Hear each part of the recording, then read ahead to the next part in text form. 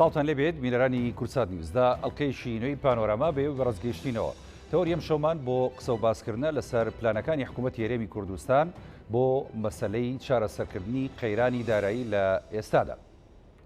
حکوومەتی هەرێمی کوردستان دوایەوەی کە ڕوبەڕووی قەیرانی دارایی بووە و هەروەها هاتنی ڤایرۆسی کۆرۆناش کە کۆمەڵێک کێشە و قەیرانی دیکەی ڕوبەڕووی هەرێمی کوردستان کردەوە، کۆمەڵێک پلانی دانا بۆی کە بە چەند ڕێگایەک بەڵام ڕێگاکان هێواش چارەسەری قەیرانی دارایی هەرێمی کوردستانی پێ بکات و هەروەها چارەسەری دواکەوتن و دابەشکردنی موچەی فەرمانبەرانی هەرێمی کوردستانی پێ بکات.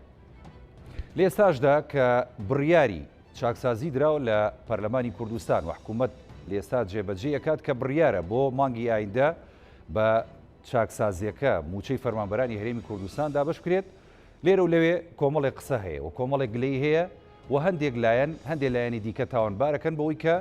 لەگەڵ پرۆسەی چاکسازیەکە نین یاخود دەیانەوێت جێبەجێ نەکرێت بە شێوەیەکی دروست کە حکوومەت هەوڵی بۆیە. لایەنەکان کە بەشدارن لە حکوومەتی هەرێمی کوردستاندا تا چەند لە هەوڵی ئەوەدان کە پرۆسەی چاکسازی لە هەرێمی کوردستان سەرکەوێت، پرۆسەی نەوت شەفاف بێت، پرۆسەی دارایی شەفاف بێت. ئەو پرسیارانەی کە لای خەڵک هەمیشە هەیە داهات لەکوێیە هەرێمی کوردستان نەوت بۆ فرۆشەکە ئێمە موچەمان نییە، هەرێمی کوردستان کەی چارەسەری قەیرانی دارایی ئەکات، ئێمە ئەم شەو گفتوگۆی لەسەرەکەین بە میوانداری بەڕێز کاروان گەزنەی ئەندامی پەرلەمانی کوردستان کە لە ستۆدیۆ لەگەڵمانە کا کاروان بەخێر بیست سپاس دەکەین بۆ دەرفەتەی کە بە ئێمەت بەخشی بۆی کە گفتوگۆ بکەین لەو بارەوە. سەرەتا ئەگەر لە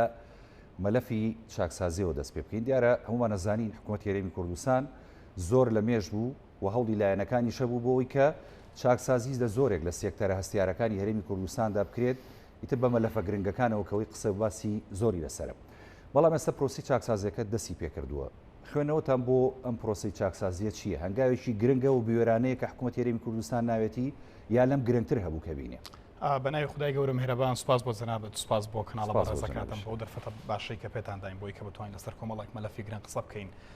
بەلە خۆگرتنی مەلەفی چاکسازی خاستن لە کاتێکدا کە هەرێمی کوردستان بە قەیرانی دارایی زۆر سەختدا تێپەڕ دەبێت، قەیرانی سیاسی، قەیرانی جیۆپۆلیتیکی کە ئەمان هەمویان بەیەکەوە دەرەنجامی زۆر نەرەنیان هەبووە. من بەرەوەی کە باس لە مەلەفی چاکسازی بکەم دەرفەت دەخوازم کە فلاشباکێ بکەین بۆی کە کۆمەڵێک شتێ لە یادۆری خەڵکی هەرێمی کوردستاندا ماوەتەوە بەبیر کۆمەڵانی خەڵکی کوردستانی بخەمەوە کە یەکێتی نیشتیمانی کوردستان زۆر جار ئیتیهام دەکرێت بۆی کە دژی چاکسازیە و لێرەوە دەیسەلمێنین کۆمەڵێک بە کۆمەڵێک داتا و بەڵگا کە هەر ئەمانەی کە دیعایەوە دەکەن کە یەکێتی دژایەتی چاکسازی دەکات، هەر ئەمان خۆیان ڕێگرن لە جێبەجێنەکردنی یاسای چاکسازی و هەر ئەمان خۆیان ڕێگرن لە بەردەم پرۆسێسی جێبەجێنەکردنی چاکسازی بەگشتی لە هەموو سێکتەرەکانی حکومڕایی لە هەرێمی کوردستاندا. چاکسازی لە ساڵانی 90ەکانەوە لە یەکێتی نیشتیمانی کوردستان دەستی پێکردووە لە دوای دروستبوونی ئیداری خۆجەیی پارێزگای سلێمانی کە ئەو کات بودجەیەکی زۆر دیاریکراوی هەبوو، سەرباری ڕوخاندن و تێکدانی کۆمەڵێک شوێنی گرنگی پارێزگای سلێمانی و بەردومانکردن و زیان پێگاندنی ئەم ناوچەیە بەگشتی یەکێتی نیشتیمانی کوردستان لە ئیداری خۆجەیی سلێمانی هەنگاوی زۆر گرنگینە.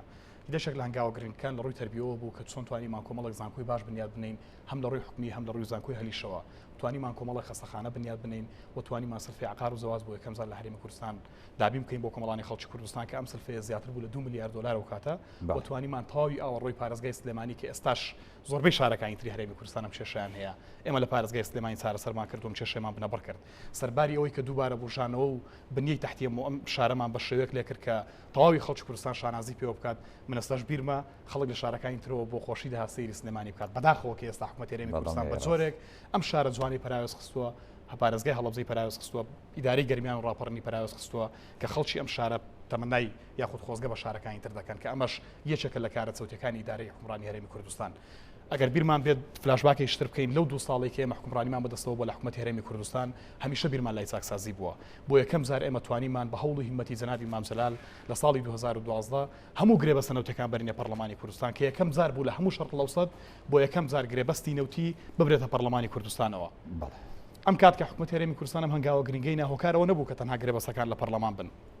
بەڵکو هۆکارەوە بوو کە چۆن بتوانین شەفافیەتی نەوت لەسەرمە بینا بکەین، چۆن بتوانین هەنگاوەکانی چاکسازی نەوت لەسەرمە بینا بکەین کە بەداخەوە ئێستا نەکەر ئەمە بەردەوام نییە، ئەم گرێبەستانەی کە لە پەرلەمانی کوردستانی شەبوون ئەمانە سەحبکراون کە نازانین چیان بەسەر هاتووە کەمە کێشەیەکی یەکجار گەورەی بەڕاستی کە ڕوبەڕووی هەرێمی کوردستان دەبێتەوە و لە هەمان کاتدا ئەگەر بیرمان بێت لە ئیدارەی خۆزەیی سلێمانی و دواتریش لە حکوومەتی هەرێمی کوردستان ئێمە پەرەمان بە کۆمەڵێک بواری زۆر گرنگدا، کۆمەڵێک پرۆژەی زۆر گەورەمان کرد و هەموو خەڵکی کوردستان بەشایەت دەگرم لەسەرەوەی کە ئەو ماوەیە کە حکومڕانی لە یەکێتی نیشتیمانی کوردستان بووە هەنگاوی گەورەن دراون بۆی کە بتوانین شەفافیت لە نێو هەرێمی کوردستاندا بەجێ بگەێنین بتوانین چاکسازی لە سێکتەرەکانی حکومڕایی لە هەرێمی کوردستاندا بەجێ بگەێنین ئەو کاتەی کە یەکێتی حکومڕان و سوڵتەی قانونی وڵاتی بەدەستەوە بووە پەیوەندیەکانی هەرێم و بەغدا لە باشترین ئازدا بوون لە سەردەستی ڕێبەری مەزنیگەلەکەمان جەنابی مام جەلال و لە دوای نەمانی جنابی مام جەلال بەداخەوە پەیوەندیانە بە شخصی کران هەتا حدێکە کران بە پەیوەندی تایبەتی وای لێ هات کە موچە و قوتی خەڵکی هەرێمی کوردستانیشی لەسەر بەردرا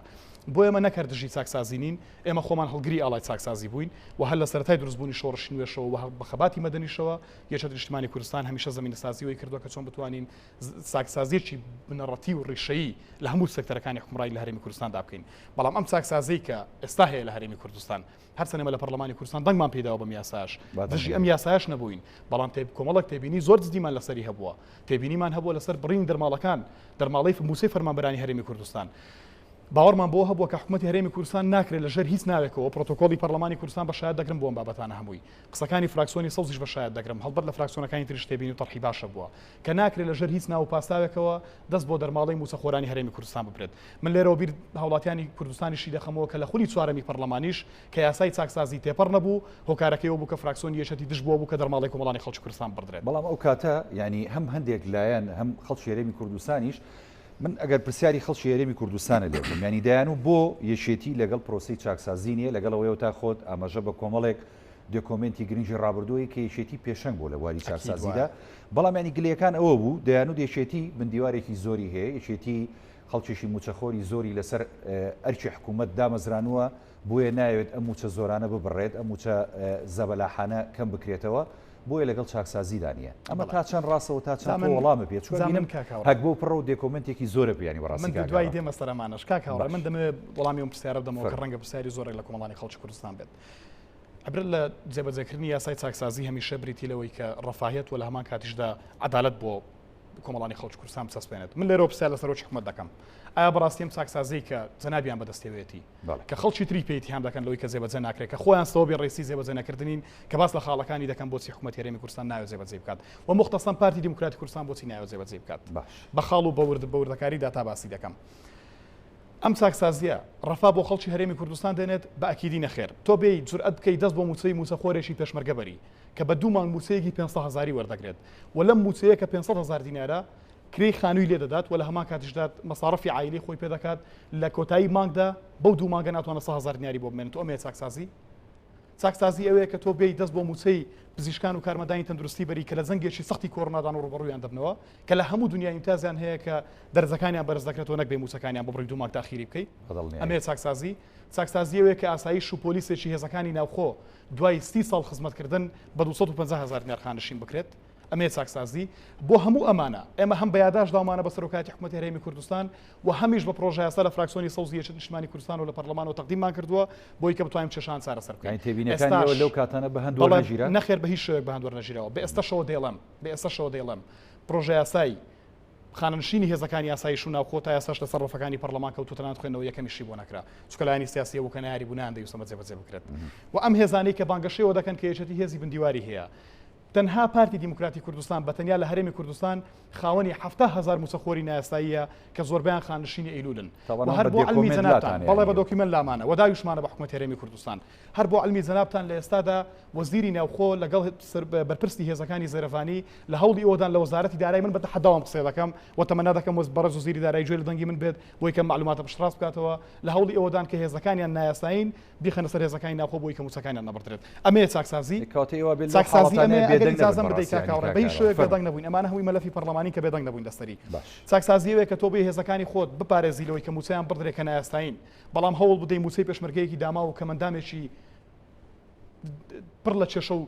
نەهامەتی بێ ببڕی ئەمێ چاکسازی یان زیندانیەک ئێمە پێمان وایە کە ئەم پرۆسی چاکسازی ئەگەر بکرێ وەکو خۆی جێبەجێ بکرێت کە ئێمە دەنگمان پێداوە بەدەر لە بڕینی دەرماڵات جگە لە ڕێخستنەوەی کارێکی زۆر باشە وەنگاوێکی گرنگە بەڵام بەمەرجێک ئێمە باوەڕمان وایە کە دەبێت موچەخۆری بندیوار لا بچێت و باوەڕمان بۆ هەیە کە خەڵکانێک هەیە بەیانی کراوە بە وەزیر لە هەمان ڕۆژ بە وەزیر تەقاعود کراوە خەڵکمان هەیە کەەوە پەرلەمانتار تەقاعود کراوە ڕۆژێک لە ڕۆژان پەرلەمانی کوردستانی نەبینیوە حەزمی ئەم کێشانە بەشێکی بەریەشێت نیشتیمانی کوردستانیش دەکەوێت ئێمە بڵێ بەشێک بووین لە حکومەتی هەرێمی کوردستانەوە خۆمان داڕەژەری بەردی بناغی حکومەتی هەرێمی کوردستان بووین بەڵام دەبێ بیرمان بێت و خەڵکی هەرێمی کوردستان و بە نخبەی وەسەڵی هەرێمی کوردستانیش بڕیار لەسەرۆ بدەن کە ئێمە لە ماوەی حکومڕانی لە هەرێمی کوردستاندا تەنها 2 ساڵ حکومەتی هەرێمی کوردستانمان بەدەستەوە بووە باقیەکەی تری سەرۆکایەتی حکومەت و بڕیاری سەرشی لای ئێمە نەبووە و سیادەی حکومەتی هەرێمی کوردستانیش لای ئێمە نەبووە بۆ ئێمانە کۆمەڵێک مەشاکیل و ئێمە پێمان وایە کە چاکسازی ئەگەر بکرێت ئەگەر دەرفەتم دەیکاڕێ دەبێت لە شەفافەتی نەوتدا بکرێت دەبێت چاکسازی لە سێکتەرەکانی حکومڕانیدا بکرێت ئەمانە کۆمەڵێک لە خاڵە سنوورەکاندا دەبێت بکرێت لەسەر داگیرکاری عرض کە لە ناو شاری هەولێردا بە هەزاران دۆنمی عرض کە من بە یادداشتدام و بە سەرۆکایەتی حکومەت و بە پەرلەمان هەزاران دۆنمی عرض تاپۆ کراوە لەسەر کۆمپانیا حەزبی تا ئێستا لایان وەرنەگیراوەتەوە کۆمپانیا حەزبیمان هەیە لەسەر شانی ئەم حکومەتی کردو بە کۆمپانیا و حکومەت خراوە دەژێ ڕکێفی بۆی کە لە بەرامبەر کارەکانی خۆی بەکاری بێنێ مانگانە 100 ملیۆن دلاری دەست دەکەوێت بۆچی تۆ دەی موچەی موچەخۆرانی هەرێمی کوردستان دەبڕی بەڵام نایی پارەیەکی باش کە لای کۆمپانیای کارە وەری بگریەوە دێ موچەخۆرانی هەرێمی کوردستان لە نقوڵاتی نەوتی بنمونە سەداسەتی ڕێژەی نەقلی نەوتی لای کۆمپانیای کارە و بەشێکشی لای کۆمپانیای ڕۆزنەفتە کە دووبارەدا باشێت و دەچێتەوە بەسەر حسەی کۆمپانیای کار یعنی ئەمانە کۆمەڵێک مەشاکل کە لە هەرێمی کوردستاندا هەن ئەمانە کۆمەڵێک گەندەڵی گەورن کە لە هەرێمی کوردستاندا هەن ئێمە پێمان وایە کە دەبێت چاکسازی لەم بڕگانەدا بکرێت باشە باسی مەلەفی نەوتە کرد بەڕاستی ینی مەلەفی نەوت هەموو جار دەوترێت ینی یەکێتی نیشتیمانی کوردستان کە لە ڕابردوو ینی لە حکوومەتدا بۆ لێسەش کە لە حکوومەتە ینی لە کەم تا زۆر لە مەلەفەکان ئاگادارە و بەشدارە لە مەلەفی نەوتدا بەڵام ئەوی کە هەیە ینی ئێستا تا لەسەر زاری بەڕێز دۆکۆندامی پەرلەمان و زۆرێک لە بەرپرسانی باڵای دیکەی یەکێتی کە لە حکوومەتن ینی هەمان گلەیان هەیە دەوترێت کە ئەمان ئاگاداری مەلەفی نەوت نین بە ورد و درشتیەوە یاخود ئاگاداری داهات هێرێمی کوردستانین بە تایبەتی نەوت کە دەگەڕێتەوە بۆ حکوومەت هێرێمی کوردستان هۆکاری ئەمە چییە؟ ئەمە زعیفی تیمی ئێوەیە لە نێو حکوومەت یاخود یەکێتی بۆ بێدەنگە لەو مەسەلەیە هۆکارەکەی چیانی؟ کاکا ڕێگەر دەرفەتم بدەێ من حەز دەکەم بۆ یەکەم جار لەسەر گرێبەستە نەوتیەکان و مەلەفی نەوت لە هەرێمی کوردستان قسە بکەم بە داتا و بە وردەکاری و دۆکیومنت بۆ لە هەموو ئەمانەشی کە دێڵم دووبارە بەرپرسیارم هەمووی دۆکیومنتی تەواومان لەبەردەستە بۆ ئەم بابەتانە داڕشتنی بەردی بناغی سیاستی نەوتی هەرێمی کوردستان یەکێتی نیشتیمانی کوردستان بووە کە ئەو کاتە ئێمە بەر لەوەش پێشتریش باسم کرد کە یەکەم ڕستای نەوتیش لە هەرێمی کوردستان یەکێتی نیشتیمانی کوردستان دامەزران سەردەمی دویداری دامەزراندووە بەداخەوە کە دویداری بووە و دواتریش ئەم سیاستە کە داڕژەوە بەر مەبنای کۆمەڵە کوردەکاری بووە سەرجەم گرێبەستەکانی نەوتی هەرێمی کوردستان گرێبەستی هاوبەشن کە ئەم گرێبەستانە گرێبەستی میثالی لە ناوەڕاستی شەستەکانی ساڵی ڕابردوو ساڵەکانی ڕابردوو لە ئیندونوزیا دەستی پێکردووە کە خەڵکیی زۆریش بۆی بۆتە قوربانی و کاتم حەزەکەم پرسە بە ئاکادمی باسکەین چکە پرسێکی زۆر ئاکادمی ئەگەر دەرفەتم دەی بۆ وردی باسی و دواتر بە جۆری راپۆرتی ئۆکسفۆرد ئینستیتیوتی ئۆکسفۆرد کە یەکێکە لە ئینستیتوتەکانی مەجای بواری تاقە کار دەکات لە ساڵی 1990 کە راپۆرتێکی بڵاو کردوتەوە سەردەمی زێڕنی ئەم گرێبەستە کە لە ساڵی 1960 بۆ 1990 بۆ کە 274 گرێبەستی نەوتی ئەو شێوەیە ئیمزاکراوە واژۆکراوە و لە هەمان کاتیشدا ئێستا سندوقی دراوی نێودەوڵەتی و بانقی نێودەوڵەتیش هانی زۆربەی وڵاتان دەن کە ئەم زۆرە گرێبەستە واژۆ بکەوە تا زۆری گرێبەستی هاوبەش عقودی مشارەکە کۆنتراکت شێر ئەگریمنت یەکێکە لە زۆرە گرنگەکان و سەرکەوتوەکانی گرێبەست کە هەرێمی کوردستان و حکومەت هەرێمی کوردستان پشتی پێبەستووە ئەمە جێگەی دەسخۆشیە بەڵام من لەسەر تشی تر تێبینیم هێ لەسەر ئەم بابەتە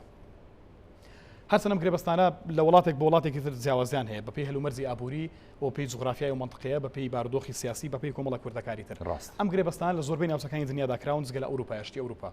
لەم وڵاتان داعاتن کە تەداولی سوڵتە بەردەوام هەیە و لەگەڵ تەداولی سوڵتە سیستمی باز گۆڕانکاری بەسەردادێت ئەم کۆمپانیا زەبەلاحانەی کە دایانەوێت ئەم گرێبەستە واژۆ بکەن خۆیان بە دوور دەگرن لە واژۆکردنی ئەم زۆرە گرێبەستە چکە دەوێت بازێکی یەکجار زۆر بدەن و شێواز و سیستمی بازەکەش گۆڕانکاری بەسەردادێت بەڵام ئەم گرێبەستە لە هەموو دنیا چەند ڕوکنێکی زۆر گرنگی هەیە ڕوکنەکانی چین بەشێک لە ڕۆیەش لە ڕوکنەکانی مڵکانەیە ڕۆیالتیە واتە سەدادەی ئەم نەوتەی کە ئەم کۆمپانیا بەرهەمی دێنێت ئۆتۆماتیکیان بۆ دەوڵەتی خانەخوێە واتە حکومەتی هەرێمی کوردستان ئەگەر 100 ملیۆن دلار بەرهەمی نەوت بێ لە هەرێمی کوردستان بۆ هەر مانگێک 10 ملیۆن دلار ڕاستەوخۆ بۆ حکومەتی هەرێمی کوردستانە بۆ پێی کە خاوەندارەتی نەوت دەکات ئەمە بنمونەیەک بەشێکی ترمان هەیە پێی وترێت کۆست ریکەڤەری کە من لێرە دەمێت تیشکی بخەمە سەر کە یەکێکە لە خاڵە زەوەریەکان و زۆر گرنگیشە بەلامەوە کە خەڵکی کوردستان لەم بەهادەردانە گەورەی ئاگادار بن کۆست ریکەڤەری واتە تێچووی بەرهەمی نەوتی واتە کاتێک کۆمپانیایەکی وەکو ئێکزۆنیا کۆمپانیایەکی وەکو شێڤرۆنیا هەر کۆمپانیایەش تر دێ لە هەرێمی کوردستان ئێستثماری نەوتی دەکات کە نەوت بەرهەم دەهێنێت پارەکە ڕاستەوخۆ لە حکومەت هەرێمی کوردستان وەرناگرێت بەڵکو بە جوێرەی توانەکانی خۆی پارەکە سەرف دەکات ئێستثماری تێدا دەکات تا بتوانێت پارەی خۆی دواتر لە فرۆشی نەوت بە بەرهەمی نەوتی دەست بکەوێتەوە بە جۆرەی ستانداردی نێودەوڵەتی ئەم گرێبەستە کەواژۆکراوە لە هەر شوێنێکی دنیا وەکو باسم کرد بەداخەوەم گرێبەستان لە سەرڕەفەکانی پەرلەمان سەحب کراونەتەوە کە مەجلیە سەفێکی پێشتر من باسم کرد کە لە کاتێک کابینە لە یەکێتی نیشتمانی کوردستان بۆم گرێبەستان دەدرێتەوە پەرلەمان بەڵام دواتر سەحب کراونەوە بارەوە کارێک بە من نازانم بۆچی بە دووەدا چوومان کردووە و دایان پرسیارمان ئاراستی حکومەت کردووە لە سەرمە تا ئێستا جوابیان نەداوەتەوە کە بۆچی گرێبەستەکانیان لە ماڵپەڕی پەرلەمان لابردووە و لە ماڵپەڕی حکومەت لابردووە بۆچیش لە پەرلەمانی کوردستان سەحبیان کردوێتەوە بەڵام پێدوانیە هەندێک مەلەف کە تۆزێ هەستیارە ینی خۆناخی هەموو بخرێتە بەرچاوی خەڵکو بەڵام کاکاوڕێ ئەم مەلەفە پەیوەستە بە ژیانی هاوڵاتیانی هەرێمی کوردستان زۆری نەی دەی پەرلەمانتارە بەڕێزەکانی ئاگاداری نین من بۆی باس دەکەم بە جۆری بە دوواداچوونێکی یەکجار زۆرە من تەحەدا دەکەم ئێستا تەواوی پەرلەمانی کوردستان ئاگاداری فرۆشینەوتی هەرێمی کوردستانیە و هەرچی دام و دەستگاکانی حکومەت ئاگادار نین جگە لە چەند خەڵکو و گروپێکی دیاری کراو ئەگەر دەرفەت دەی تەواوی بکەم بەشێکی تری کۆسەرکەڤەریە کە بڕی تێچووی بەرهەمینەوەتەوە و باسم کرد کە بە جۆرەی ستانداردی جیهانی و گرێبەستەکان بڕی سەداستی بۆ 50 واتە ئەگەر 100 ملیۆن بەرمیل نەوت بەرهەم بهێنرێت 30 بۆ 50 ملیۆن بەرمیل نەوت دەبێتە تێچووی و کۆمپانیای کە بەرهەمی نەوتی کردووە لە ساڵی 2007 نەوت لە هەرێمی کوردستان بەڕسمی بەرهەم دەهێنرێت تا ساڵی 2019 بڕی ئەم نەوتە لە 2007 بۆ 2014 272 ملیۆن بەرمیل نەوت بووە 92 بەرمیل نەوت هەناردەی دەروی هەرێمی کوردستان کراوە و دوای ئەمەش بە کۆی گشتی 350 ملیۆن نەوت بەرمیل نەوت بەرهەم هاتووە ئەگەر بێت و بە تەخمینی ئەگەر بە تەقریبی وەری بگرین ڕێژەی فرۆشی ئەم نەوتە بە 40 دلاری حساب بکەین دەکاتە 140 میلیارد دلار باش واتە لە ساڵی 2007 بۆ ساڵی 2019 ئەگەر بە تەقریبی بە ڕێژەیەکی وەسەتی وەری بگرین نزدیکەی 140 میلیارد دلار داهاتی نەوتی هەرێمی کوردستان بووە ئەگەر 140 میلیارد دلار داهاتی نەوتی هەرێمی کوردستان بوو بێت بە جوێرەی ئەم گرێبەستەی کە واژۆ کراوە سەداستی بۆ 50 واتە نزیکەی 30 بۆ 50 میلیارد دلار ئەم کۆمپانیا بردوێتی باشە پرسیاری جدی ئەوەیە کە من پێشتر ئاراستی حکومەت هەرێمی کوردستانم کردو بۆی کە کۆمەڵانی خەڵکی کوردستان لێ ئاگادار بن نەکەوەی کە ئێمە بمانەوە تەنها لێ ڕقسە بکەین لە پەرلەمانیش ئەو کۆرچی بە دوواداچوونی خۆمان کردومانە بەڵام کە جواب ماوە نەگرتووە بە پێویست دەزانین ڕای گشتی لێ ئاگادار بکەین ڕاست من پرسیارێکی جدی لەسەر حکومەت و لە وەزارەتی سامانە سروشتەکان دەکەم ئایا خەڵکی هەرێمی کوردستان و حکومەتی هەرێمی کوردستان دەبێت تا ساڵی حەیەم پارێ بدەن بە کۆمپانیەکان یاخودایان پارێ تەواو بووە کاکاوڕێ من باسی جیاوازی پارێک دەکەین کە بڕەکەی نزیکەی 50 میلیارد دلارە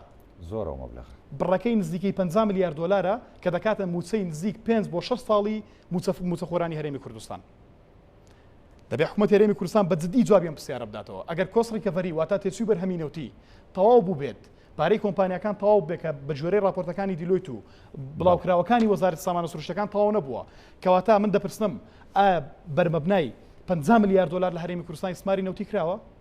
باش کاکاوڕێ ئەمە پرسیارێک جاکە دەرفەتم دەی بۆی کە تەواوی کەم باش دوای تەواوی کە بەس من یەک پرسیار ئەگەر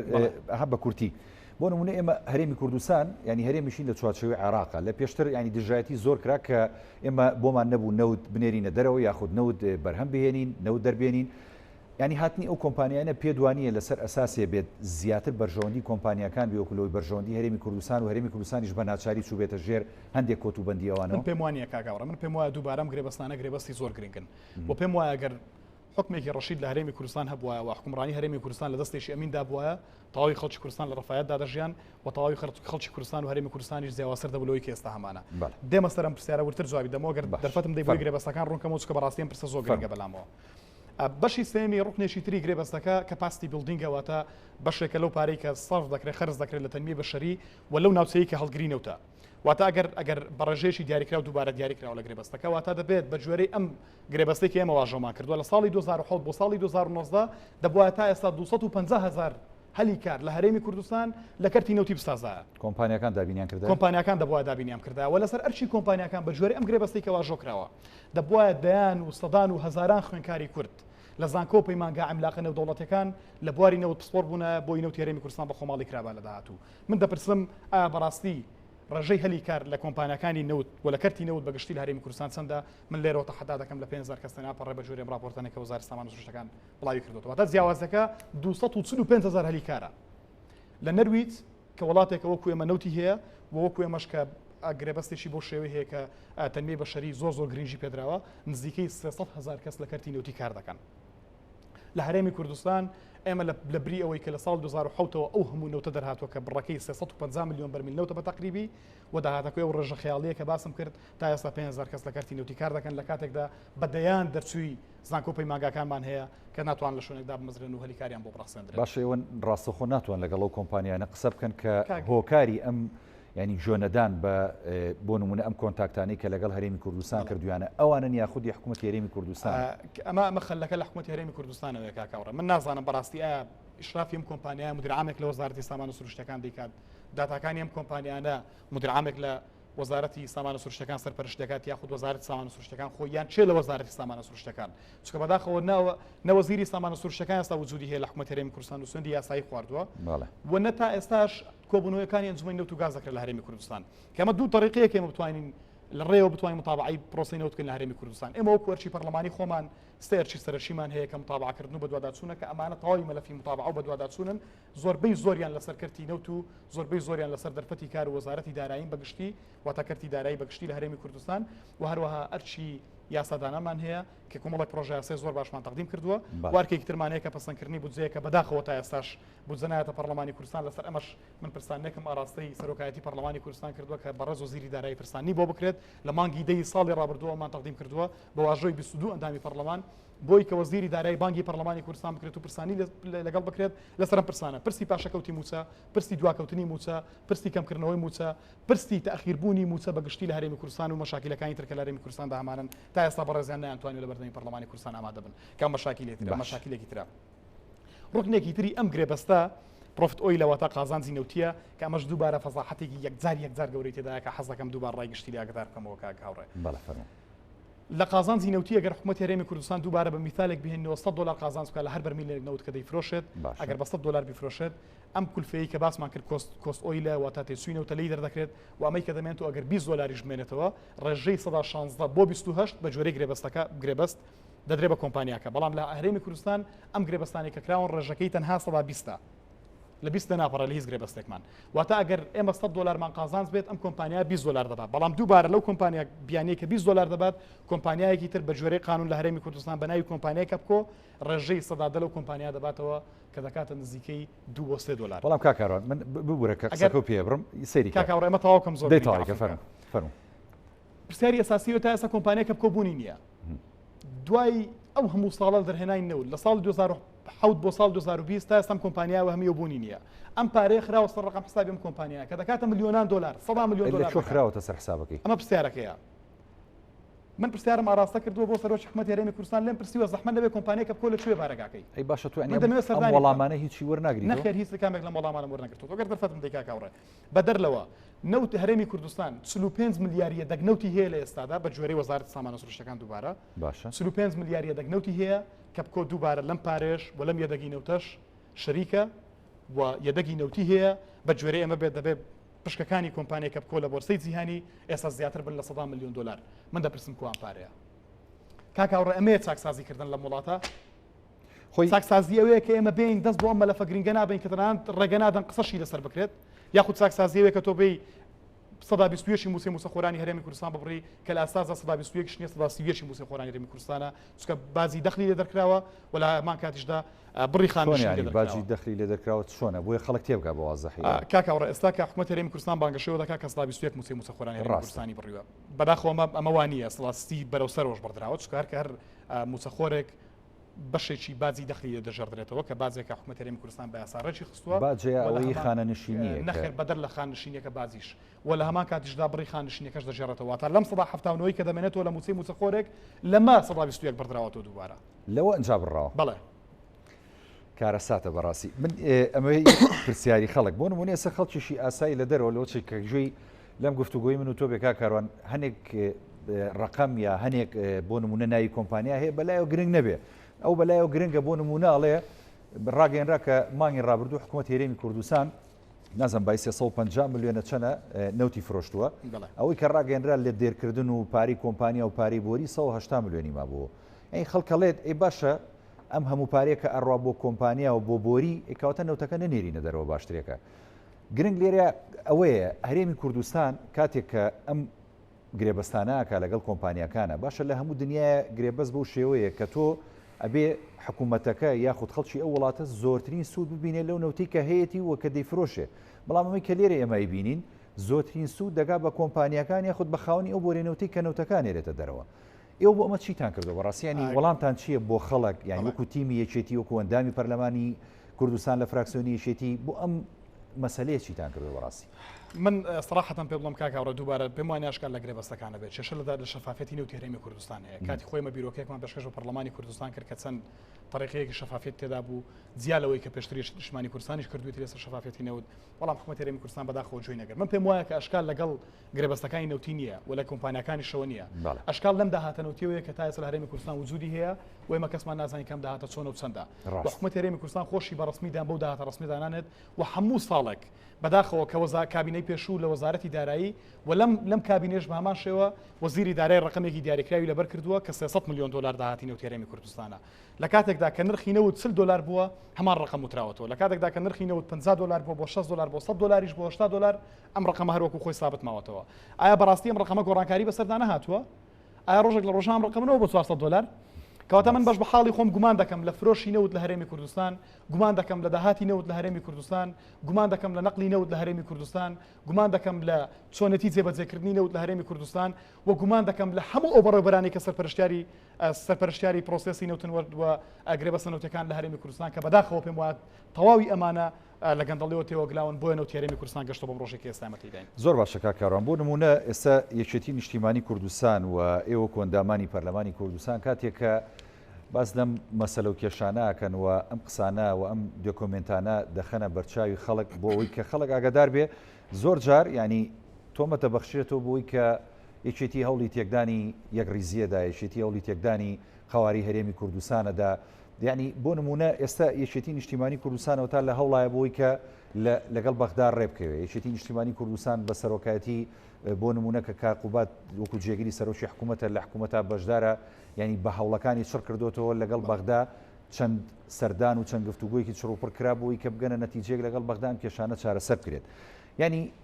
ئێستا بەجددی ئێوەکو یەکێتی نیشتیمانی کوردستان بۆ ئەم کاتە هەستیارانە ئەتانەوێت چی بکەن وتانێت چۆن هەنگاو و پلانەکانی حکوومەت هەرێمی کوردستان سەرخۆن چکۆ یەکێتیش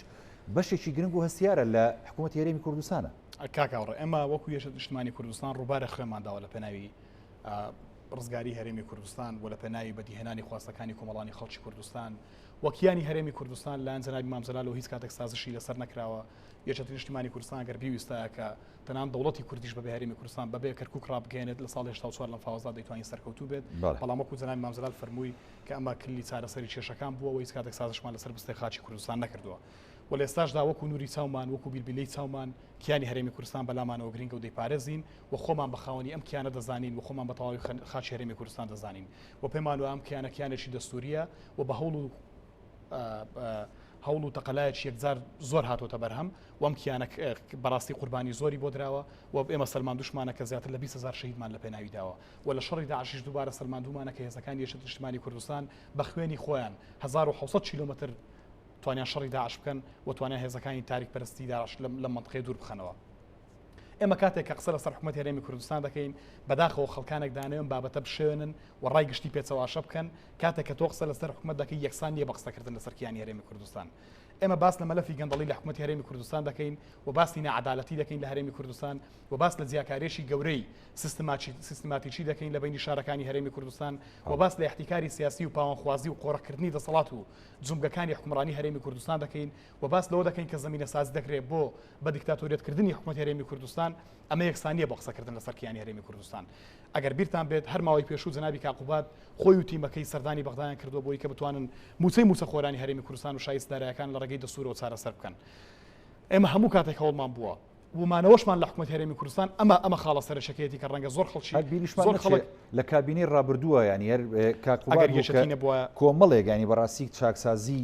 دەست پێ کرد و کۆمەڵێک سێکتەری باشی خزمەتگوزاری لە حکوومەتە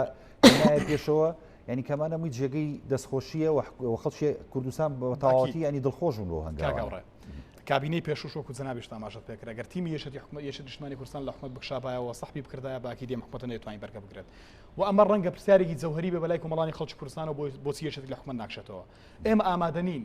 بە هیچ شێوەیە کوردستان تەسلیمی هێزێک بکەین کە دەوێت دیکتاتۆرە بستەپێنێت کە دەوێت احتیکاری سیاسی لە هەرێمی کوردستان بەدەست بێنێت کە ڕۆژنامەنووسان ڕاپێچی زیندان دەکات کە ئازادی ڕادەربڕین ڕۆژانە وێران دەکات و کۆتایی پێدەن تووشی کارەساتی گەورەی دەکات کە مامۆستایانی ئاینی لە مێنبەرەکانەوە کە دوێنێ لە سۆران مامۆستایەکی ئاینی لە مێنبەرەوە ڕاپێچی زیندانەکان کراوە لەسەرەوەی کە باسی لە گەندەڵەکانی حکوومەت هەرێمی کوردستان کردووە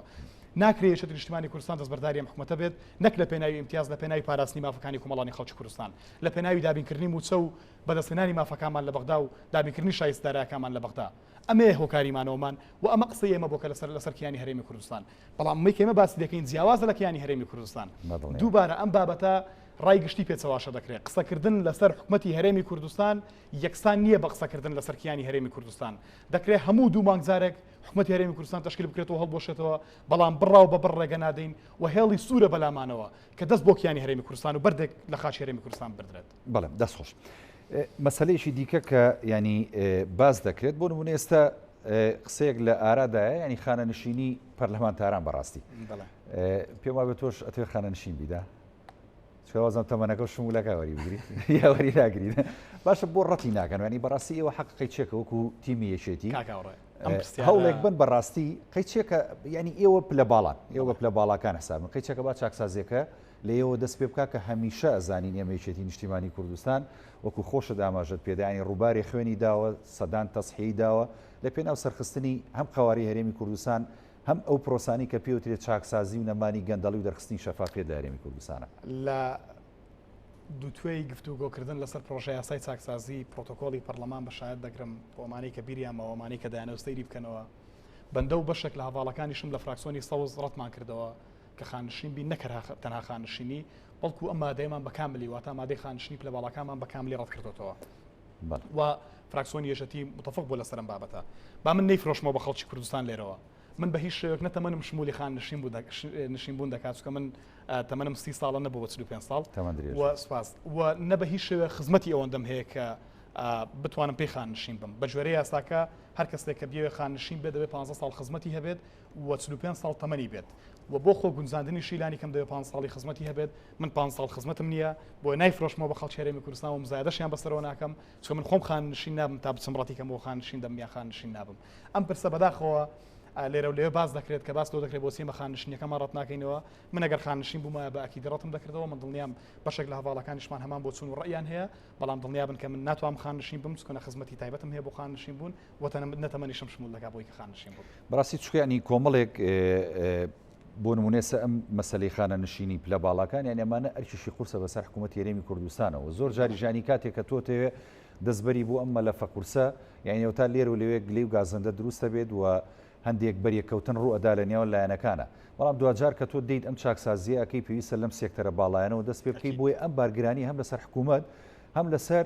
ئەرک و شانی خەڵکی موچەخۆر و پلە نزمەکان نەبێ بە حەقی ئێوە بۆ ئەمە ئەتانەوێت چی بکرێت لە پلانی داهاتووی حکوومەتی هەرێمی کوردستان بە تایبەتی پەرلەمانی کوردستان چکە ئێوە بەڕاستی دەرکردنی پرۆژە و بەرنامە و یاسا لای ئێوەوە دوجار حکوومەت چاوی لە دەستی ئێوەی پەرلەمانتاران و پەرلەمانی کوردستان کاکاوڕە من پێم وایە خانشینی پلە باڵەکان بەتەنیا لە هەرێمی کوردستان کێشەیەک نییە پێم وایە شێکە لەو کێشە گرنگانەی و لەو کێشانەی کە بەڕێزبەندی لە هەرێمی کوردستاندا وجودیان هەیە من وەکو ئاماژەم پێ کرد کە خانشینی پلە باڵەکان بە مادە ڕەتمان کردوتەوە بەشێک لە هەواڵەکانیشمان کە ئەمە دووبارەی استحقاقی شخصیەکە ڕەنگە بەشێک لە خەڵک پێی وا بێت کە ناکرێت ڕەت بکرێتەوە و تەمەنام دەکرم پارەی کە ڕەت دەکرێتەوە گە ڕەتیش بکرا بچووە بۆ جیرفانی خەڵکی هەرێمی کوردستان موچەی کەمەندامانی پێ زیاد بکرایە موچەی پێشمەرگەی پێ زیاد بکرایە و ژیانی خەڵکی هەرێمی کوردستانی پێ باشتر بکرابایە بەڵام بەداخەوە کە پارەکە ناچێت جیرفانی خەڵکۆچێت دەستی سەرمایه‌دار و چەند کەسێکەوە کە دەسەڵاتی سەرچان لە حکوومەتەیە دەیدێن بە کۆمپانیا شخصەکانی خۆیان ئێمە پرۆژەمان هەبووە لە پەرلەمانی کوردستان و فراکسیۆنی سەوز کە قەرەبووی ئەومان کردوتەوە بەنمونە پرۆژێکمان هەبووە لەسەر دامەزرانی یەکەم و دووەم سیستەمەکانی زانکۆ پەیمانگاکان کە ئەم پرۆژە تا ئێستاش لە حکوومەتی هەرێمی کوردستانە بەڵام تا ئێستا جێبەجێ نەکراوە پرۆژەمان هەبووە لەسەر سەربەخۆکردی جیهازی ئیدعای عام لە هەرێمی کوردستان کە یەکێکە لە پرۆژە گرنگکان بەڵام تا ئێستا خوێندنەوە یەکەمی بۆ نەکراوە لە کاتێکدا کە هەمومان دەزانین کە جیهازی مدعی عام لە هەرێمی کوردستان سەربەخۆ نییە من تا ئێستا سێ دۆستێم داوە بە جیهازی مدعی عام یەکێک لەمانە دۆسی 6 ملیار یۆرۆکەیە کە بردراوەتە دەرەوەی هەرێمی کوردستان بەسیاری ئەو لێ تۆش بێدەنگ بووی لەسەریت من دێمە چکە وروژانە مۆزوعەکە دوجار باسەکەی نەما ئێستا دێمە سەری ئەگەر بیرم خێوە دوایی بۆ تەفاصیل باسی دەکەم چەندان دۆستی ترمان داوە بە شکاتێکمان هەبووە لە بەڕێز وەزیری ناوخۆ لەسەر خستنە خزمەتی حکومت بۆ دەستگای خێرخوازی بارزانی کە یەکێک بۆ لە مەشاکل لە سەرچەکان کە ئەمە بەدەردانی ماڵی عامە لە هەرێمی کوردستان ڕووی داوە کە داوامان کرداوە کاری گشتی بی جوڵەوە دادگاکان تحقیقی تێدا بکەن بەڵام دۆستەکەی داخستۆ پێوەی کە ئێتنات ئێمە شاکەدار بکاتەوە ئەمە پرسێکی گرنگ بۆ بەلامانەوە پرسی دامەزرانی فەرمانبەرانی گرێبەست کە نەرمانەوە بۆ حکومەتی هەرێمی کوردستان گەڕاوە بۆ پەرلەمان بۆی کە خوێندنەوەی دومی بۆ بکرێتەوە نای خوێندنەوەی یەکەمیشی بۆ کرابوو سەرۆکاتی حکومەت بڕیاری دەکەن پرۆژە ڕابگرێت و زارشکە و بیانووی کە تەواعی مالی هەیە کەمە پێم وایە خەرکێکی پێڕێی و نەدەبوو ئەمە بکرێت و تەمەنا دەکەم کە پەرلەمانی کوردستان بە هەماهەنگی لەگەڵ سەرۆکاتی حکومەت هەرێمی کوردستان ئەم پرسە دووبارە بخەنەوە بەرباس کە سوودمەندبوونی 32,000 کەسە لە هەرێمی کوردستاندا پرۆژەمان تەقدیم کردو بۆ بەگەڕخستنەوەی کارگە لە کارکەوتوەکان کە یەکێک بۆ لە دروشمەکانی یەکێت نیشتمانی کوردستان لە بانگەشەی هەڵبژاردن بۆی کە دەرفەتی کاری تازە بسازێنین پرۆژەمان تەقدیم کردو بۆ هەلی کار پرۆژەمان تەقدیم کردو بۆ پرۆژەی گەنجان بۆ قەرزی بچووک کەمانە کۆمەڵک پرۆژەن کە بتوانین قەرەبووی ئەم چێشە و مەشاکلانی پێ بکەینەوە کە لە هەرێمی کوردستان هەیە پرۆژەمان تەقدیم کردو بۆی کە کارەبای هەرێمی کوردستان بە نیشتیمانی بکرێت و لە هەمان کاتژدام ئەم کارەبا لە ڕێگەی تاقی شەمسیەوە بەرهەم بهێنرێت لە بریەوەی کە احتیمال بکەینە سەرکردی نەوتی بەڵام تا ئێستا لە وەزارەتی کارەبا و جوابیان لە نێژراوە خاڵێکی گرنگتر ئەمە بیرم نەچێت بۆی کە بیکەم بە پرسیارێک لە جەنابەت بەڕاستی ئێستا کێشەیەکی زۆر گەورە هەیە لە هەرێمی کوردستانە کێشەی جوتیاران و بەروبوومەکانیانە بە حقیقت ئەمەش یعنی خۆی کاریگەریکی زۆری هەم لەسەر جوتیاران هەم لەسەر خەڵکی هەرێمی کوردستان و تێکدان و بۆ نمونە کەمکردنەوەی داهات و بودجێ ئەم هەرێمەیە بۆ ئەمە چیتان کردەوە بەڕاستی ئەمە لەسەر جوتیاران کەون بە حقیقت ئێمە لەسەر پاراستنی بەرەمە خۆماڵەکان وەکو فراکسیۆنی یەکێتی پرۆژەمان تەقدیمی پەرلەمانی کوردستان کردووە پێویستی پرۆژەی ئانی و خێرایە بەڕاستی ئێمە دەمێکم پرۆژەمان تەقدیم کردو زیاتر لە 4 مانگەم پرۆژەمان تەقدیمی سەرۆکایەتی پەرلەمان کردووە کە خوێندنەوەی بۆ بکرێت بەڵام بەداخەوە کۆمەڵک لایەن ناو پەرلەمانی کوردستان نایارن و ڕێگە نادەن پرۆژە بچێتە بواری جێبەجێکردنەوە ئەم پرۆژەیە دەرفەت دەسازێنە بۆی کە خاوەنی کارگەی خۆماڵی بین لە بریەوەی کە جوتیارەکانمان بە چاوی فرمێ پڕ لە فرمێسکەوە بێن تەماتەکانیان بڕێژن هیچ پارەیەکیان بۆ نەکات بەرهەمەکانیان بڕژنی پارەیەکیان بۆ نەکات ئەمە یەکێکە لەم ئەسادەکان کە وڵاتە ڕوبەڕووی دەبێتەوە سەرباری یەک دنیا قەیرانی گرنگ سەرباری نەجوڵاندنی بازار سەرباری دابشکردنی موچە بە 2 مانگ جارێک هێشتاش ناتوانانی کە بازاری کشتتوکاڵی لە هەرێمی کوردستان برەو پێ بدەیت کە دەبواە چاکسازێکی تریشمان پێویست بوو لە کەرتی کشتتوکاڵ لە هەرێمی کوردستان لە سەرباری ئەو هەموو ئازەوی کشتتوکاڵانێک کە هەمان ئەو هەم بەنداوانەی کە پێویست دروست بکرێن بەرحاڵ پێم وایە کە جەنابی وەزیری کشتتوکاڵ کۆمەڵێک بەرنامە و پلانی هەیە لەسەر ئەم بابەتە کە من نامەوێت لە بری جەنابیان قسە بکەم بەڵام دەبواە کە ئەم پرۆژێ بچێتە بواری جێبەجێکردن بۆی کە بەرهەمی خۆماڵیمان هەبێت کارگەی دۆشاوی تەماتەمان هەبێت لە هەرێمی کوردستان بماتوانیا گەنمی جوتیاران بکڕینەوە بماتوانیا کۆمەڵک معمەلی سپیایدا بمەزرین لە هەرێمی کوردستان بۆی کە ئەو خەڵکانەی کە خاوەن ئاژەڵ و ئاژەڵدارن لە هەرێمی کوردستان سوودمەند بنتیدا حکومەت هەرێمی کوردستان تا ئێستا هیچ کامێک لەو هەنگاوانەی نەداوە بەداخەوە بۆ ئێمە لەسەر ئەم پرسانە پرۆژەمان تەقدیم کردو بەڵام بیرمان نەچێت دووبارە ئەرچی پەرلەمان بریتیە لە تەقدیمکردن و جێبەجێ دەرکردنی یاسا متابعەکردنی یاسا و پەسەندکردنی بودجە کە ئێمە هەموو ڕێکارەکانمان گرتووەتە بەر ئەوەی تری کە پێویستە ڕوو بکرێتە حکومەت هەرێمی کوردستان و خەڵکی هەرێمی کوردستان پرسێت ئایا بەڕاستی بۆ سێمانە جێبەجێ ناکرێت دوجاری ئەو چاودێریشن بەسەر حکومەت چاودێر بووین ئەمانە هەمووی پرۆسی چاودێرین کە باسم کرد هەمووی مەلەفی چاودێرین کە باسم کرد من ئەمانم پێ من دڵنیام هەموو ڕەفیقەکانم ئەمانیان زیاتر پێ لە فراکسیۆنەکانی تریش پێیانە ئەمە دەر لەو مەلەفانی کە ئێمە کۆمەڵێکی ئاماژەمان پێدا چی کەشیتە ینی کە تۆ ئیشە لەسەر کردو ئەتەوێ ینی مافی ئەگەر خەڵک بێ بیگەڕێنیتەوە بۆ خەڵکی هەرێمی کوردستان وەکو باسم کرد بەشێکی زۆری لەسەر نەوتا بەشێکی لەسەر موچەخۆرانی هەرێمی کوردستانە بەشێکی لەسەر پاشەکەوتی موچەیە کە بە یاسا نەکراوە بەداخەوە بۆی کە بتوانین ئەم حەقە گرنگە بۆ خەڵکی هەرێمی کوردستان بجێڕینەوە بەشێکی لەسەر کارەبایە بەشێکی لەسەر پرۆسەی ئاوە بەشێکی لەسەر کەرتی کشتتوکاڵە پێم وایە لە هەموو کەرت و لە هەموو سێکتەرەکان پرۆژە و بابەتمان هەبووە و من دڵنیام دووبارە بانەیەکەم بە دەستکەوتی شخصی و مزایدە بەسەر ڕەفیقەکان بۆ بکەم من تەحەدا دەکەم دڵنیام کە ڕەفیقەکانیشم ئەوەندە پرۆژە و یاداشت و پرسیاریان ڕاستی سەرۆکاتی حکومەت کردووە و وەکو من بێوەڵام و دەست بەتاڵ ماون تۆلۆردنەوەی وەڵامەکانیان دۆسێ 6 ملیار بەڵێ ئەوە چی لێ بەسەر بۆی کە باسی کەم ئێمە وەکو پەرلەمانی کوردستان ئەم دۆسیەمان من لە پەرلەمانی کوردستان جوڵاندوومە و باسم لەوە کردووە کە ماڵپەڕێکی کوردی ئینگلیزی ئەم بابەتی وروژاندووە بە دوواداچوونێکی وردم بۆ کردووە فعلان کۆمپانیاکە مستەجەل لە هەرێمی کوردستان و کۆمپانیا وجودی هەیە بە کتابێکی ڕسمی داومانە بە سەرۆکایەتی پەرلەمان بۆی کە لیژنەی معنی بە دوواداچوونێکی وردی بۆ بکات و لە هەمان کاتیشدا ئەم کتابە نردراوە بۆ سەرۆکایەتی حکومەت هەرێمی کوردستان بۆی کە حکومەت هەرێمی کوردستانیش تەدقیق لەم داتانە بکە کە بڵاو کراونەوە بەڵام تا ئێستا وەڵامێکمان وەرنەگرتووە و تەواوی دۆستەکەشمان ڕادستی داواکاری گشتی کردووە کە ئەم سێ مەرحەلە پەرلەمانیە کە توانین کاری لەسەر بکەین لە ئێستاشدا بۆ بەرچاوڕووین تەواوی کۆمەڵانی خەڵکی کوردستان هەل لەسەر خەتم بۆی کە لە ڕێگەی وەزارەتی خارجی عێراقەوە بتوانم لە ڕێگەی وەزارەتی خارجی بەرتانیاوە دڵنیابینەوە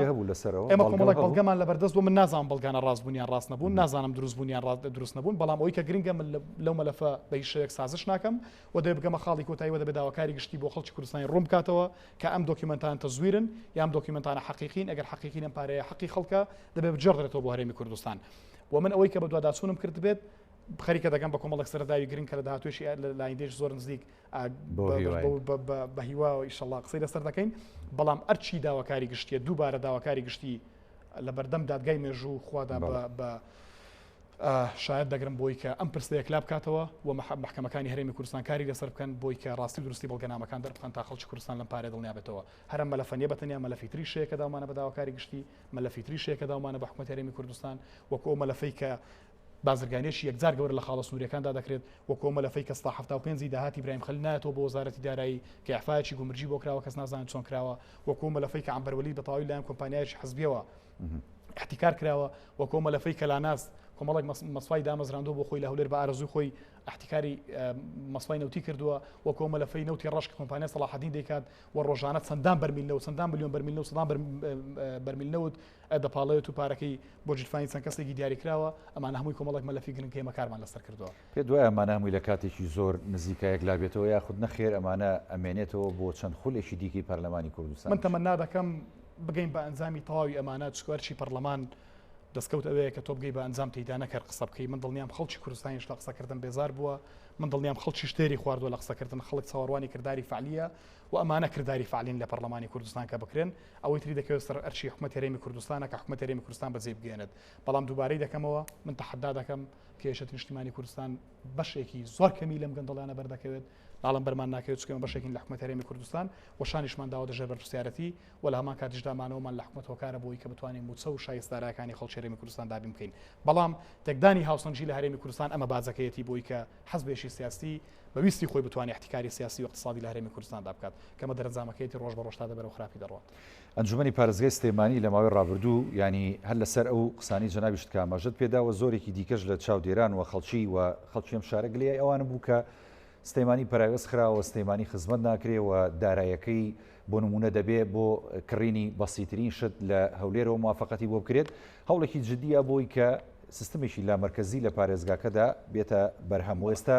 ینی پێشنیارەکان دراوەتە ئەنجومەنی پارێزگای سلێمانی و تەواو بووە دوجار کە دەنگیان لەسەردا دەچێتە لە حکوومەت هەرێمی کوردستان بۆی کە بڕیاری لەسەر بدرێ لامەرکەزی هەم دارایی هەم ئیداری بدرێ بە شاری سلێمانی ئەم لامەرکەزیە تا چەند گرنگە بۆی کە جارێکی دیکە سیستمی هەم حکومڕانی هەم دارایی بە تایبەتی لە شاری سلێمانی پەری پێ بدرێت وەستودێکی گشتی هەبێ بۆ هاوڵاتیان و موچەخۆرانی ئەم دەڤەرەوە بۆ گەشەکردنی بنیەی تەحتی ئەم شارە بە دیاریکراوی هۆکاری داواکردنی لامەرکەزی کۆمەڵک ئەرقامە کە پێشتر باسمان کردو لە کەناڵە بەڕێزەکەی جەنابیشتانەوە چەند جارێکم بەسەما و ڕژاندووە لە شوێنی دریژ و ڕژاندومانە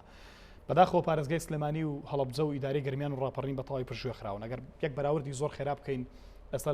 لە شاری هەولێر هەموو داهاتەکانی کوردستان لە شاری هەولێردا کۆ دەکرێتەوە لە شاری هەولێریش لەو دیوی 60 بۆ 120 کۆ دەکرێتەوە و هیچ داهاتێکیش ناگرێتەوە بۆ شار و شارۆچکانی هەرێمی کوردستان من پێشتر چەند جارێک باسم کردووە بە تەواوی شارەوانەکانی بیتوێن و پشدەر تەنها 5 میلیۆن دیناریان هەیە بەڵام شارەوانی زاخۆ بە تەنها 250 میلیۆن دینار بودجەی ماگانەیەتی ئەم نەعەدالەتە لە پێناوی چی بەم هەموو شارەوانەی سنووری گەرمیان برەپارێشی زۆر کەمی هەیە بەڵام تەنها شارەوانەکانی دەڤەری بادینان سێ ئەوەندە و چوارەوەندەیان بۆ خەرج دەکرێت جیاوازیەکی یەکجار زۆر لە بودجەی هێزەکانی پێشمەرگە لە یەکانی 1970 لە زێرەڤانی و بەرگری فریاکەوتن لە پاراستن و زانیاری و لە دژە تیرۆریشدا دەکرێت ئەمانە کۆمەڵک نەعەدالەتین لە خزمەتگوزاری گشتی لە شاری هەولێر لە ئێستادا زادەی 100 مەتری تەواو بووە 120 تەواو بووە 150 نەخشەی داڕژراوە بەشێکی خەریکە دەست پێ دەکات تا ئێستا پارەی 100 مەتری شاری سلێمانی سەرف نەکراوە ئەگەر متابعە بکەین سەیری ناو شاری سلێمانی بکەین نەک هەر بەتەنها لە ڕووی اقتصادی و ئاور لە نادرێتەوە بەڵکو لە ڕووی خزمەتگوزاریشەوە تەواوی پشتگوێ خراوە ئەمانە کۆمەڵێک ئەرقامن بەرمەبنای ئەم ئەرقامانە داوای لامەرکەزت کراوە و پێم وایە لامەرکەزت کارێکی گرنگ دەبێت نەک تەنها بۆ سلێمانی بۆ دهۆکیش چون پێمان وایە کە ئەم معاناتانەی کە خەڵکی سلێمانی هەیەی خەڵکی سۆرانی شەیەتی بەنەتیجا خەڵکی دهۆکی شەیەتی بەنەتیجا خەڵکی زاخۆ شەیەتی بەنەتیجا خەڵکی گەرمیانی شەیەتی بۆیە لامەرکەزی پێویستە بۆ تەواوی شار و شارۆچکانی هەرێمی کوردستان بۆ بڕینی بیرۆکراسیەت ئەم هەموو ڕۆتیناتی کە لە شێوازی ئیدارەدانی حکومەت هەرێمی کوردستان هەیە بۆی کە ڕێگە لە دیکتاتۆریەت بگرین لە هەرێمی کوردستان کە مەخاڵێکی زۆر گرنگی و جەوهەریە و لە هەمان کاتیشدا بۆی بتوانین خزمەتی شارەکانی خۆمان بکەین لە ڕێگەی ئەنجومەنی پارێزگاکانەوە کەمە دووبارە ئەنجومەنی پارێزگاکانیش بۆ بەرپرسیار دەکرێت من لێرە دەستخۆشی لە ئەنجومەنی پارێزگای سلێمانی دەکەم کە ڕەشنووسێکیان پێم وایە ئامادە کردووە ئەم ڕەشنووسە کاری لەسەر دەکرێت و تەمەنا دەکەم ئەم ڕەشنووسە چکە دوو طریقی جێبەجێکردنی هەیە لە پەرلەمانی کوردستان وەکو یاسا تطبیق بکرێت یانیش لە ڕێگەی حکومەت هەرێمی کوردستان و وزارەتەکان شۆڕ بکرێنەوە لە شێوەی ئیداری و کارژێڕی کەمە دوو مەبەستی سەرشیە کە پرۆژە یاساکە دەیە بیپێچێت بەڵام ئەگەر ئەم دوو مەبەستە نەپێچێت کەواتە پرۆژە یاساکە خۆی سەحرەکەی بەتاڵ دەبێتەوە بەتاڵبوونەوەی سەحری ئەم پرۆژەیە لە جێبەجێنەکردنی ئەم دوو خاڵەدایە و ئەمە دووبارە لە کارنامەی حکومەت هەرێمی کوردستانیش داهاتووە لە مادەی 52 کە بەشێکە لە ئیتفاقی سیاسی بینی ئەو سەیلانی کە بەشداری حکومەت هەرێمی کوردستانیان کردووە کەواتە داواکردنی لامەرکەزیەت نەکوفری سیاسیە و نەشتێکە کە لە خۆ داواکرابێت بەڵکو بەرمەبنای کۆمەڵێک مەشاکلی کۆنکریتیە کە جەناب ئاماژەت پێدا کە باسمان کرد پێشتر زۆر باشە ئەمێ لە ماوەی یەک خولەکات دوا سەرنج و دواپەیامی خۆت و کاتەکەمانە ڕۆڵا بەرەو کۆتا دواپەیامی خۆت هەم بۆ حکوومەت هەم بۆ پەرلەمان هەم بۆ هاوڕێکانت هەم بۆ خەڵکی کوردستان و بە تایبەتی بۆ موچەخۆران و فەرمانبەرانی هەرێمی کوردستان کە کەی لەم قەیرانە ڕزگاریانە بێت مەزەگەر لە ماوەیەشی کورتە ئەگەر دوو خولەک بێ دوو خولەکتێن ئەمە ئەو ڕۆک و لیژنەیەشی پەرلەمانی کوردستان سەردانی ناوچە سنووریەکانیشمان کرد بۆی کە بتوانین لە نزیکەوە هاوخەمی خۆمان بۆ ئەو ناوچانەی کە بەرکەوتەی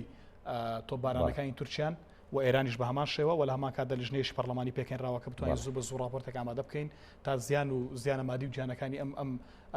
بردومانانە هەڵبسەنجێنی و پێشکەش سەرۆکاتی پەرلەمانی بکەین و کۆمەڵێک ڕاستپاردە بکەین و لێرەوە دەمەوێت کە ئیدانی ئەم هێرشانە بکەم کە بەداخەوە کە ئەمڕۆ سەردانی ئیدارەی چوارتامان کرد لە نزیکەوە سەردانی ئەم خانەوادە بەڕێزە بەرکەوتۆمان کرد کە بەڕاستی جێگەی داخە سنوورەکانی هەرێمی کوردستان بۆ شێوە دەبەزێنرێن دوای من بۆ موسەخۆرانی هەرێمی کوردستان ئەوەیە کە ئێمەوەکو فراکسیۆنی یەشێتی نیشتمانی کوردستان بە هەموو شێوەیەک پاڵپشت و پشتیوانیان دەبین و سازش لەسەر مافەکانیان ناکەین و هەوڵ دەین کە بە هەموو شێوەیەک بڕینی موچە تەنها ماگە بێت و فشاری زۆر بخەین سەر حکومەت هەرێمی کوردستان تا بتوان لەگەڵ حکومەتی ناوەندی ڕێککەوێت و ئەمە یەکێک لە تەمەناکانمان بۆی کە بتوانین موچەخۆرانی هەرێمی کوردستان دابین بکەین و هەوڵ دەین دەرفەتی کاری تا ئەسە بڕەخسێنین و هەوڵ دەین لە هەمان کاتدا بتوانین ژیانی گوزەرانی پێشمەرگە و ئاسایشی ناوخۆ هێزەکانی ناوخۆ موچەخۆران و تەواوی خەڵکی کوردستان باشتر بکەین ئەمە تەمەنای ئەمەوە و ئەمە دوپایان بۆ موچەخۆرانی هەرێمی کوردستان بۆ ئەمشەو یەک دوو خولەکیان نامێ ئاسایی ئەگەر شتێکی بیرچوو بێت ئەتوانی ئاماژە وڵام ئەمەی خاڵە سنوورەکان گرنگە بەلامەوە پەرلەمانی کوردستان کاکاوڕە لیژنەیەکی گرنگی پێکەنەوە کە لیژنەکە سێ لیژنەی مشتەرەکە بۆ 4 پارێزگا لە هەرێمی کوردستان کە سەردانی تەواوی ناوچەکانی هەرێمی کوردستان دەکەن بەتایبەت لەم دوانەکە لەشکرکێشی تورکیا بۆ ناوچان دەستی پێکردووە بۆ هیوایی کە بتوانین لە پەرلەمانی کوردستان دانیشتنیشی جدی لەسەر بکەین چونکە مەخواستی کۆمەڵانی خەڵکی کوردستانە بەڵام دانیشتنەکە تەنها دانیشتنێکی ڕۆتینی نەبێت بەڵکو کۆمەڵێک ڕاستپاردەی گرنگی تێدا بێت لەم ڕاستپاردانە بتوانین کە حکومەت هەرێمی کوردستان ڕابسپێرین لەگەڵ حکومەتی ناوەندی بەیەکەوە هەمانجی بکەن چی لە ڕێگەی ڕێکخراوەکانی کۆمەڵگەی نێودەوڵەتیەوە بێت و چی لە ڕێگەی هەمانجیکردن بێ بە شێوەی دیپلۆماسی لەگەڵ حکومەتی تورکیا تا بتوان لێکدەگەشتنیشی پرۆتۆکۆڵی واژۆ بکرێت بۆی کە ئەم ناوچەوان چیتر نەکەونە بەر لێشاوی بردومان و هێرشەکانی دەوڵەت تورکی و ئێران لە هەرێمی کوردستان. زۆر سپاس بۆ کاکاروان گەزنەی ئەندامی پەرلەمانی کوردستان لە فراکسیۆنی یەکێتی کە لە بەرنامەی پانۆراما لەگەڵمان سپاس دەکەین. بەڵێ بینەرانی کورسانی زەڵقێم شەوی پانۆراماتان پێشکەش کرا تا بێگەشتنەوەیشی دیکە خواتان لەگەڵ ساغ و سەلامەت.